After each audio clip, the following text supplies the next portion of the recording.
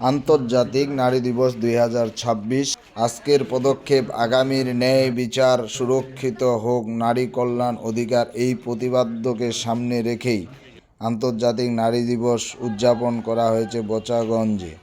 বোচাগঞ্জ উপজেলা মহিলা বিষয়ক কার্যালয় ও জাতীয় মহিলা সংস্থা বোচাগঞ্জ এর আয়োজনে একটি বিশাল র্যালি ও র্যালি শেষে আলোচনা সভা অনুষ্ঠিত হয়।